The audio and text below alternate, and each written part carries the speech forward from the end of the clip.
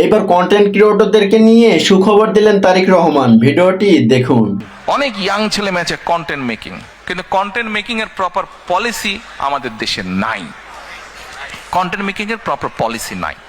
এখন আমরা যদি সেই পলিসিগুলো কি কি হবে, আমরা যারা করে তাদের সাথে কথা বলছি, তারা ওই স্ট্রাকচারটা তৈরি করছে। অ্যাট দ্য সেম টাইম এই কন্টেন্টটা সে হয়তো এখন ছেড়ে দিচ্ছে, যখন অনলাইনে হয়তো $50 পাচ্ছে, সে 20 পাউন্ড সে পাচ্ছে, কিন্তু সেই 20 পাউন্ডটা আবার বিভিন্ন যে ইন্টারন্যাশনাল যেটা ফাইন্যান্স ট্রান্সফারের যে মিডিয়া, সেটাও নাই, ফলে সে ডাইরেক্ট পাচ্ছে না। তার হয়তো বন্ধু বান্ধব লন্ডনে আছে, সে তার অ্যাকাউন্টে দিচ্ছে, ওখান থেকে আবার তাকে দেশে দিচ্ছে, এটাই হচ্ছে কিন্তু ফ্যাক্ট।